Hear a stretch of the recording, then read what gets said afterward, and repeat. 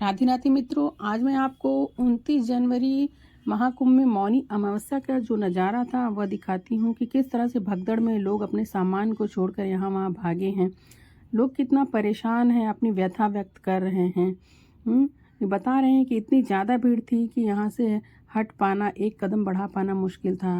और भीड़ का जो सैलाब था, आने और जाने वालों का एक आमने सामने, मतलब कोई अलग सी जगह नहीं थी, एक ही रास्ते से दोनों आ रहे हैं जा रहे हैं। और लगभग 10 करोड़ की भीड़ इकट्ठा होने के वजह से यहाँ पे मौनी अमावस्या की रात्रि में ही 2 बजे, लगभग 2 बजे की रात्र में यहाँ भयंकर हादसा हो गया और कितने लोगों की जान चली गई, कितने लोग एक दूसरे से बिछड़ गए हैं।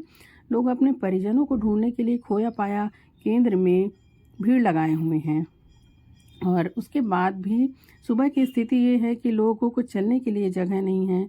और आपसे अनुरोध है कि महाकुंभ प्रयागराज में जब आप पधारिए तो इस तरह का जो लोगों ने सामान लाद रखा है, इस तरह का सामान मत लेके आइए। इतनी भारी संख्या में यदि आप अपना सामान लेके आते हैं तो आपको चलने में असुविधा है, क्योंकि जो लोग बाहर से आ रहे हैं तो वो अपना जिस भी साधन से आया, यदि कोई बस से आया, ट्रेन से आया, तो उसके बाद आप उतरने के बाद आपको पैदल ही चलना है। मतलब ये मौनी अमावस्या का मतलब अमृत स्नान था, बड़ा स्नान था, तो इसलिए हर सारे रूट को भी डाइवर्ट कर दिया था, सरकार ने करवाया गया था। और साथ ही साथ जो है लोगों को मतलब चलने की जगह नहीं मिल रही थी, इतनी ज़्यादा भयंकर संख्या में भीड़ थी। पैदल चलना है और इतना ज़्यादा सामान लाद लिया है लोगों ने, तो वो भी चलना मुश्किल हो गया। हाँ, बुज़ुर्गों को तो ऐसी जगह पे आना ही नहीं चाहिए। देखिए, आप देख सकते हैं कि कैसे यहाँ पर सामान लदा पड़ा हुआ है। जो लोग यहाँ भगदड़ में दब गए, मर गए, उनके सामान को ले जा रही गाड़ियाँ उठा उठा के ले जा रहे हैं। आप देख सकते हैं कि सुबह के समय भी कितनी ज़्यादा भीड़ है, मतलब आवागमन, हाँ, बहुत ज़्यादा ही ये प्रभावित हुआ है लोगों को। कुछ लोग तो बिना नहाए ही लौटे जा रहे हैं, क्योंकि वो इतना ज़्यादा यहाँ परेशान हो गए। स्थिति बहुत ही विभत्स है, बहुत ही भयंकर माहौल हो गया है। आप देख सकते हैं किस तरह लोग परेशान हैं। और लोगों को तो ये भी नहीं पता है कि किधर चलने के लिए कह दिया। आप देखिए कितनी ज़्यादा संख्या में लोगों का सामान पड़ा हुआ एक तरफ किनारे कर दिया गया है, क्योंकि भगदड़ जब भागी है तो रात में जो लोग सो रहे थे उनको कचरते हुए भगदड़ जो है आगे लोग भागने लगे, सनातनी आगे भागने लगे, और वो जो लोग वहाँ पे सोए हुए थे सब दब गए। हाँ, इसमें बहुत सारे बुजुर्ग मारे गए, हाँ, बच्चे मर गए और बहुत सारी महिलाएं भी दब गए, कुछ पुरुष दब गए। तो आपसे विनम्र अनुरोध है कि यहाँ पर इस महाकुंभ मेले में आप अपने घर से बच्चों को बिल्कुल ना ले आएँ। घर के बुजुर्गों को, जो चलने में असहाय हैं, जो किसी तरह की बीमारी से ग्रसित हैं, उन्हें भी यहाँ पर आने से मना करें। क्योंकि कहने को तो ये महाकुंभ है, हाँ, तीर्थों का राजा प्रयागराज महाकुंभ यहाँ पर आयोजन हुआ 144 साल बाद, ऐसा भव्य आयोजन हुआ है। लेकिन यदि जान है तो जहान है, यदि हम जीवित ही नहीं रहेंगे तो आगे क्या देखेंगे। हाँ, कम से कम जिंदा रहेगा आदमी तो संगम के स्नान बाद में भी कर सकता है। ऐसा कुछ नहीं है कि महास्नान है, महापर्व है तो बिना नहाए जीवन नहीं चलना है। हाँ, इंसान का कर्म मायने रखता है। यदि हमारे कर्म अच्छे हैं तो ऐसे स्नान की भी कोई आवश्यकता नहीं है। यदि आप नहाना चाहते हैं तो अपने घर में रखे हुए गंगा जल से स्नान कर लीजिए। गंगा जल को थोड़े से पानी में मिला के उससे भी स्नान कर लीजिए, वो भी पुण्य स्नान ही होता है।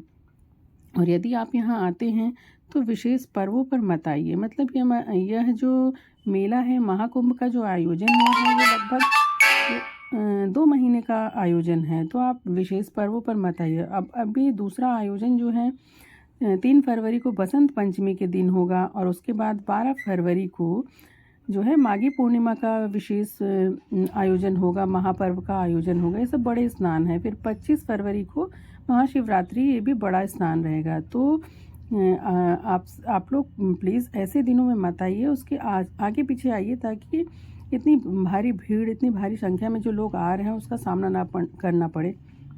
क्योंकि सरकार को तो इससे कुछ लेना देना नहीं है भाई। सरकार तो जो वीआईपी लोग हैं उनके लिए ही व्यवस्था कर पाई है। और व्यवस्था इतनी बड़ी संख्या में, इतने बड़े लोगों की जो तादाद है, उसमें कैसी व्यवस्था की जा सकती है, आप खुद ही अनुमान लगा सकते हैं। हाँ, कि जब लोगों की संख्या इतनी ज़्यादा, इतना बड़ा हुजूम वहाँ उमड़ पड़ा है, तो अच्छी से अच्छी व्यवस्था भी जो है कोई मायने नहीं रखती। लोग परेशान हैं कि किधर जाएं किधर, क्योंकि रास्ता डाइवर्ट कर दिया गया है। कुछ लोग अपने परिजनों से ऐसे बिछड़ गए हैं, उनको ढूंढने के लिए परेशान हैं। कुछ महिलाएं, कुछ बच्चे, कुछ पुरुष, कुछ कुछ बुजुर्ग जो हैं अपने परिजनों से, हाँ, अपने घर परिवार से बिछड़ गए हैं। वो बेचारे यही भटक रहे हैं कि किस तरीके से उन लोगों से मिला जाए। हाँ, सरकार ने तो यहाँ पर खोया पाया केंद्र की व्यवस्था बहुत बड़ी संख्या में कर रखी है, परंतु फिर भी क्योंकि रूट डाइवर्ट होने की वजह से लोगों को कुछ समझ नहीं आ रहा है कि किस तरफ जाना है। लोग एक दूसरे को देखते हुए जिधर लोग जा रहे हैं उसी तरफ चले जा रहे हैं, और जिधर से लोग आ रहे हैं उनको पकड़े उधर से उल्टी तरफ से लोग चले आ रहे हैं। तो लोगों को मतलब ये पता ही नहीं कि किधर हमें जाना है और किधर नहीं जाना है। तो ये स्थिति बन गई है, क्योंकि भयंकर भीड़ होने की वजह से लोगों को कुछ समझ में नहीं आ रहा है कि किस तरफ जाना है और किस तरफ नहीं जाना है। आप खुद देख सकते हैं कि क्या मतलब लोगों में इतना संयम नहीं है कि जो है विशेष पर्वों में ना आए।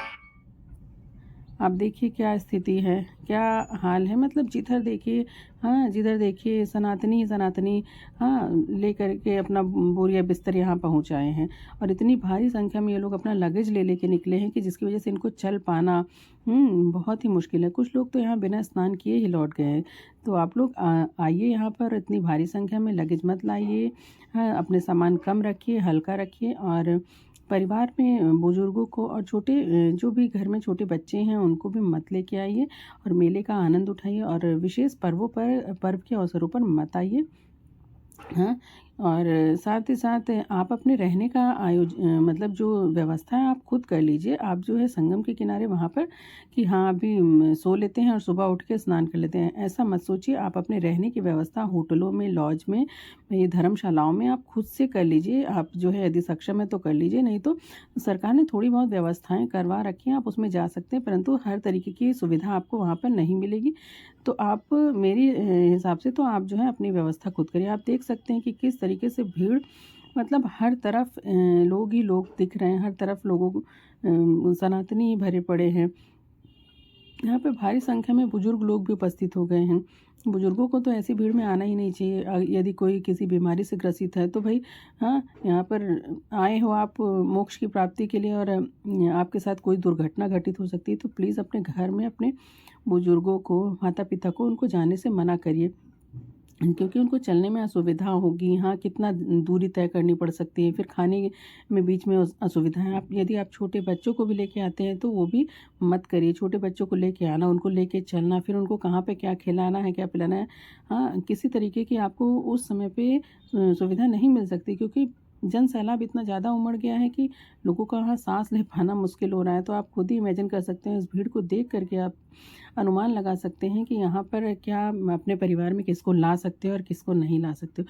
फ्रेंड्स, ऐसे ही मेरे चैनल के साथ जुड़े रहिए, और मेरे चैनल को लाइक, शेयर और सब्सक्राइब करिए। यदि किसी भी तरह का सवाल है, कुछ आप पूछना चाहते हैं, तो प्लीज़ कमेंट सेक्शन में ज़रूर बताइए। Thank you.